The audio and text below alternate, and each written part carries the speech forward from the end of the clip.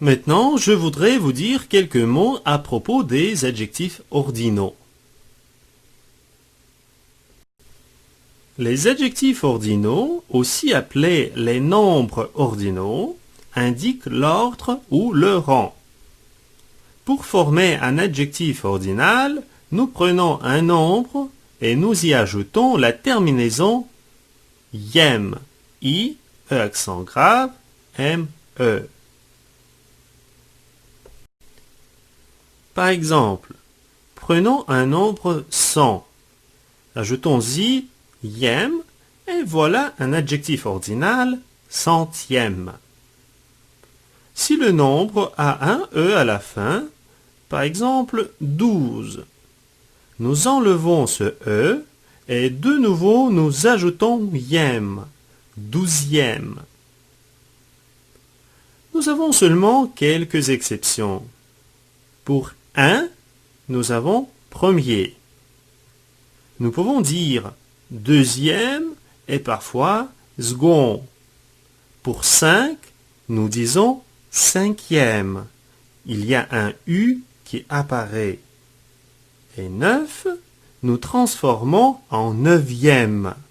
F change en V. Voici quelques particularités d'emploi des adjectifs ordinaux. Comme avec tous les adjectifs, nous faisons l'accord en genre et en nombre.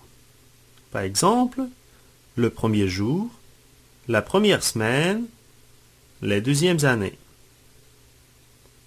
S'il nous faut ajouter un nombre aux adjectifs premier ou dernier, nous allons le faire dans l'ordre suivant. D'abord va le nombre, ensuite premier, dernier, et à la fin va le nom. Par exemple, les 3 premiers chapitres. Faites attention au fait que quand on parle des rois et leur rang dans une dynastie, nous allons employer un nombre cardinal, non pas l'adjectif ordinal. Par exemple, on va dire Louis XIV ou Charles X, etc. À l'exception de premier et second, nous allons dire François Ier ou Nicolas II.